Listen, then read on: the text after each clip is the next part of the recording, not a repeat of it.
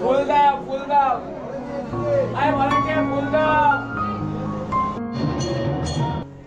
তো নমস্কার বন্ধুরা, আজকে অনেক দিন পর আসলাম। তো এতদিন তোমরা তো একটা অন্যরকম কন্টেন্ট দেখছিলে। আমরা কেদারনাথ থেকে বাড়ি আসলাম, তারপর এত কিছু হলো, সব কিছু দেখতে পেলে।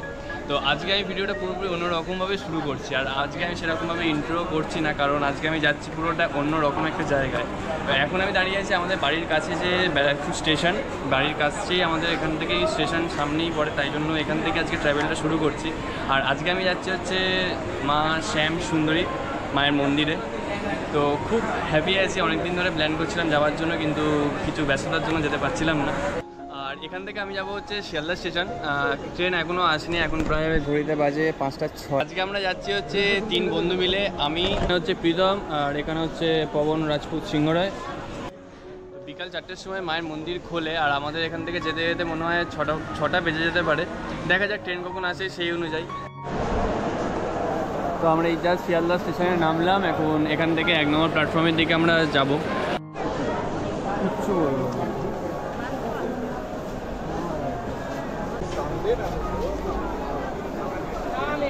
জাস্ট হচ্ছে শিয়ালদা স্টেশন থেকে আমরা বেরোলাম, আর এখন আমরা যাব হচ্ছে জগৎ সিনেমার ওখানে।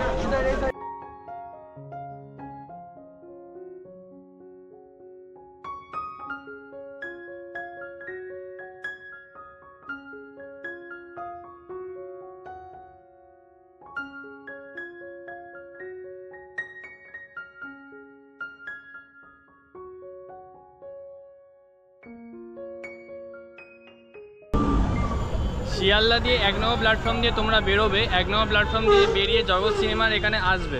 আর জগৎ সিনেমার এখান থেকে 1.5 কিলোমিটার ওয়াকিং ডিস্টেন্স। আমরা তো হেঁটে হেঁটেই যাচ্ছি, তোমরা চাইলে এখান থেকে অটো বা বাসেও কিন্তু যেতে পারো। এই দিক দিয়ে তোমরা সোজা হেঁটে হেঁটে আসবে, তো ওই ডান দিকেই তোমার সিনেমা হলটা পড়বে, জগৎ সিনেমা হল। আর এইখান থেকে গিয়ে সোজা তোমরা এইখানটা মেনলি বাস স্ট্যান্ডটা পাবে। এইখান থেকে স্প্ল্যানেড যাওয়া, হাওড়া যাওয়ার, আলিপুর যাওয়ার সব রকম বাস পেয়ে যাবে। আর এখান থেকে মোটামুটি 700 মিটার ডিস্টেন্স।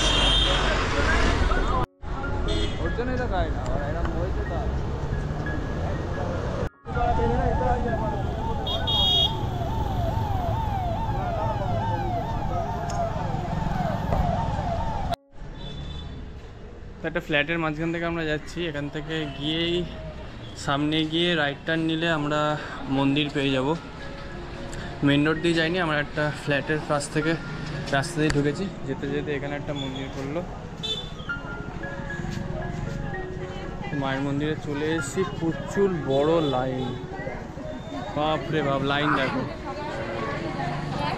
ওই মাথা অবধি লাইন। এটা মনে হয় মায়ের পুজোর লাইন, প্রায় প্রচুর বড় লাইন, এখান থেকে শুরু করে ওই মাথা ছাড়িয়ে গেছে মোটামুটি। আর পুজো না দিলে কি মন্দিরের ভেতরে ঢুকতে পারবো কিনা সেটা তো জানি না। সামনে মন্দিরের দিকে যাই, গিয়ে দেখি কি হয়।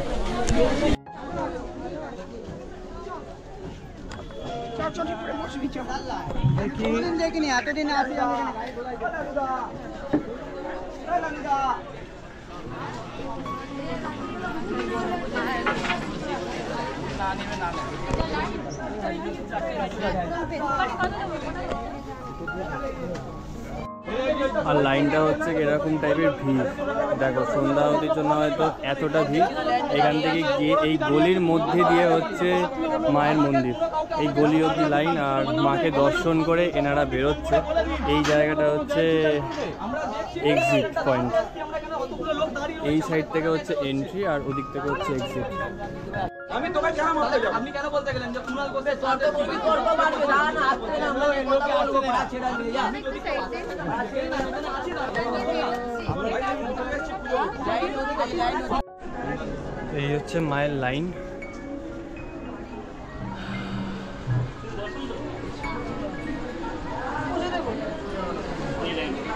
শুধু 10 টাকা আছে।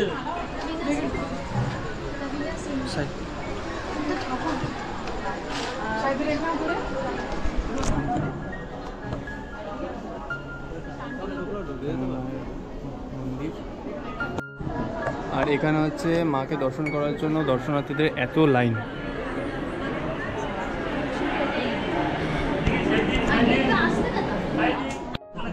এখানে মায়ের প্রবেশ পথে কিন্তু কারোর কাছে পুজোর ডালা নেই। পুজোর ডালার যে জায়গাগুলো তোমাদের বললাম ওই জায়গাতেই কিন্তু তোমাদের পুজোর ডালা জমা দিয়ে তারপর মায়েরকে দর্শন করার জন্য এন্ট্রি হতে হবে।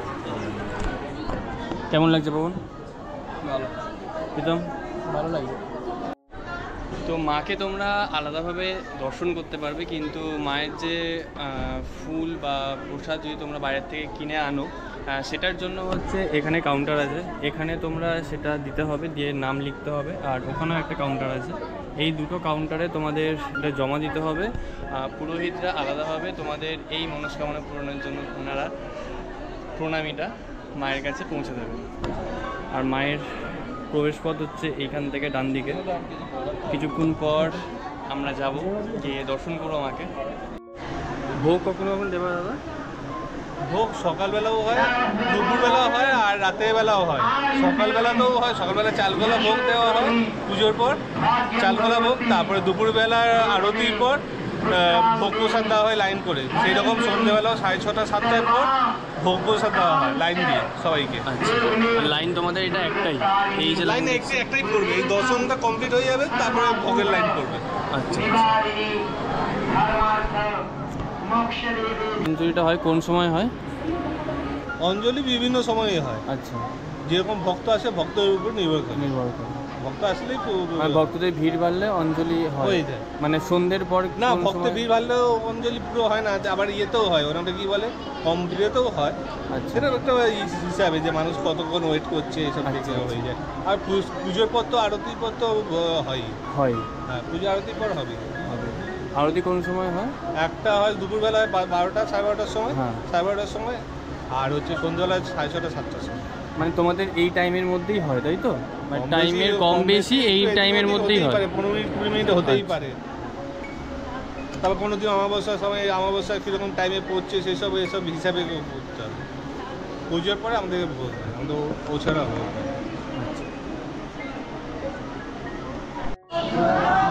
জয় জয় জয় মা, জয় ভবানী।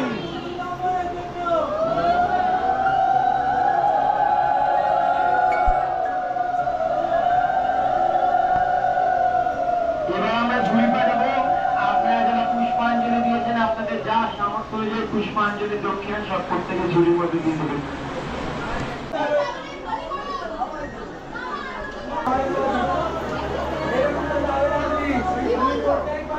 হচ্ছে গেটের আমি সামনে দাঁড়িয়ে আছি, এখান থেকে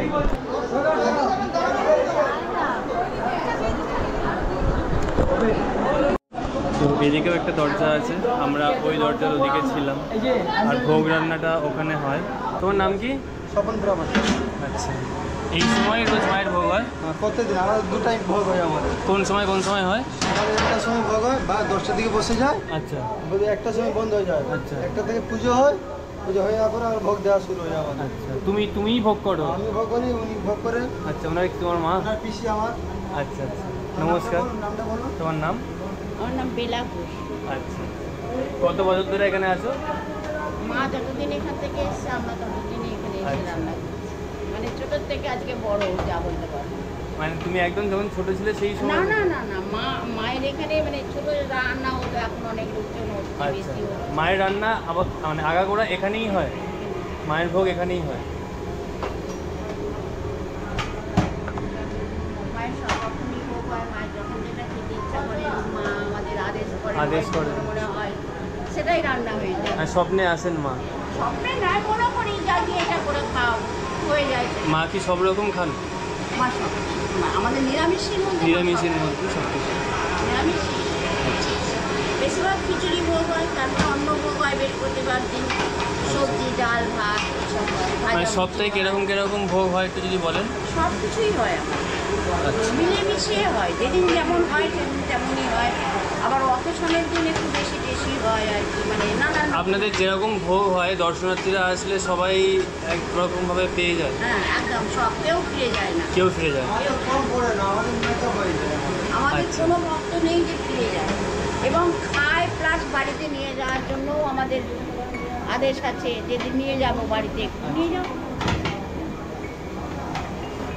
এখানে রান্না হচ্ছে, পকোড়া ভাজা আছে, আলু আমাদের পকোড়া ভাজা মেয়েরা আছে। মেয়েরা আমাদের দেখি, সাহায্য দেখি, করে। দেখি। এই সর মীনাক্ষী দিকে ঘোর।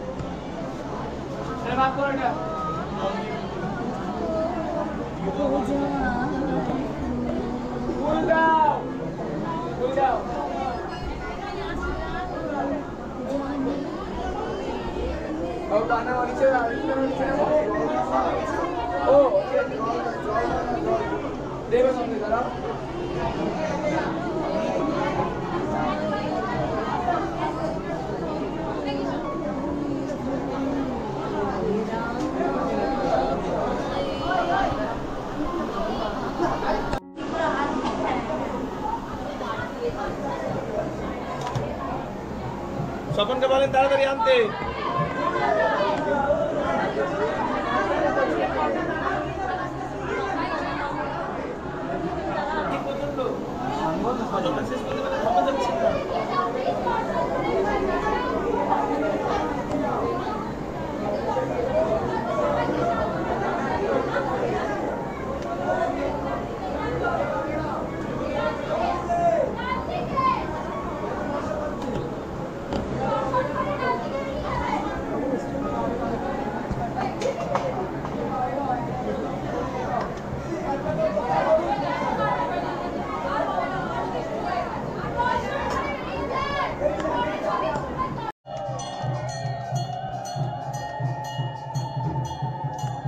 এর প্রথম কারণই ভক্তরা মায়ের কাছে আসেন, মাকে নিজের মনের কথা বলেন, মা তাদের সব মনের বাসনাই পূর্ণ করেন। আর দ্বিতীয়, মায়ের একটা ঘটনা ঘটেছিল, মা চাল কলা চেখেছে। মায়ের পুরোহিত মহলের পুণ্যলগ্নে মায়ের জন্য বাজার করতে যান। এবার বাজার করতে গিয়ে দেখছেন একটা ছোট্ট বাচ্চা, পুরো 5 বছরের একটা ছোট্ট বাচ্চা, পুরো মা কালীর মতন সে ভিক্ষা চাইছে। ভিক্ষা চেয়ে তার কী আবদার, সবার কাছে ভিক্ষা চেয়ে বলছে কিছু টাকা দাও না, আমি চাল কলা কিনে খাবো। ইতিমধ্যে সবার কাছে এই কথা বলে ভিক্ষা চাইছে। আমাদের যিনি পুরোহিত ছিলেন তার কাছে এই কথা বলেই ভিক্ষা চায়। পুরোহিত তখন তাকে ধাক্কা মেরে ফেলে দেন, ফেলে দিয়ে বলে যা কাজ করিয়ে খা। বাচ্চা মেয়েটিও তখন গা ঝাড়ে দিয়ে বলে আমি যদি কাজই পেতাম তো তোর কাছে ভিক্ষা যেতে আসতাম। বাচ্চা মেয়েটিও চলে যায়, পুরোহিতও চলে যায়। আপনাদেরকে জানিয়ে রাখছি আমাদের প্রতিটা অমাবস্যা অন্ধকারে পুজো হয়, কোনো রকম লাইটের জিনিস জ্বলে না, কেবল ঘিয়ের প্রদীপ জ্বলে। ওদিন মহালয়ার অমাবস্যা অন্ধকারে পুজো হচ্ছে। এবার অন্ধকারে পুজো করতে করতে পুরোহিতের মন বলছে যেন মা নেই, কিন্তু পুরোহিতের মন আবার বলছে মা তো কালো, তাই হয়তো অন্ধকারে দেখতে পাচ্ছি। তাই পুরোহিত ঘিয়ের প্রদীপকে মায়ের মুখের সামনে দেখে সত্যিই মা বাবা পুরো মৃত মানুষ মতো শুয়ে আছে।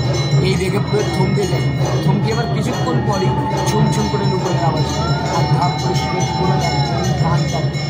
যেই বাচ্চাটাকে হাত মেরে ফেলে দিয়েছিল সেই বাচ্চাটা মুখ করে অন্ধকার থেকে বেরিয়েছে।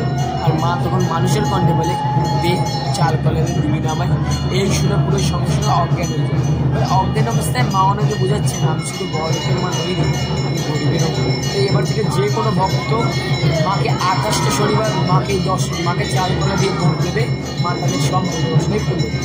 আর আপনারা যখন মাকে দর্শন করবেন তো অবশ্যই দেখবেন মায়ের যেদিন যে 9টি গ্রহ আছে, নবগ্রহ, এই নবগ্রহ থাকার বিশেষ কারণ মাকে 28টি শনিবার দর্শন করতে হয়। কারণ আপনারা জানবেন মানুষ জীবনে অনেক রকম দোষ হয়, মাঙ্গলিক কালসর্প বিভিন্ন এইসব নবগ্রহের জন্যই হয়। আর এই দোষ কাটানোর জন্য এরকম মাদুলি তাবিজ কবচ ধারণ করতে হয়, কিন্তু সবার তো এই সম্বল হয় না যে এইগুলো করার।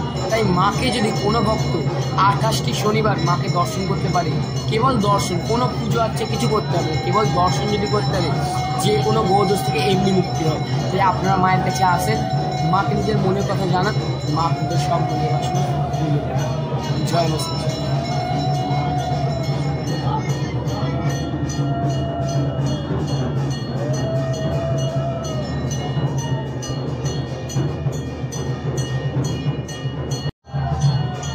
এটা একটা অভাবনীয় আরতি, কি সুন্দর যে লাগছে আমি তোমাদের কি বলবো, অসম্ভব দেখতে পাচ্ছি মাকে, দেখো তোমরা।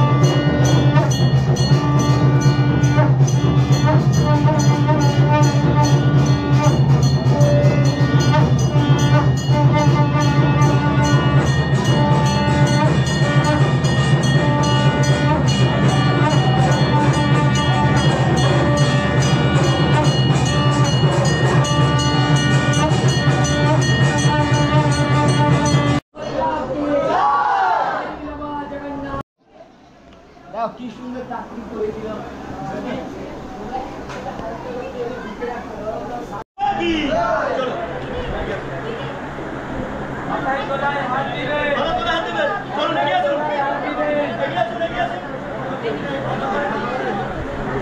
আচ্ছা ভোগ নিয়ে কেউ যাবে না, ঠাকুর গিয়েছেন, ভোগ নিয়ে দর্শন করে গিয়েছেন।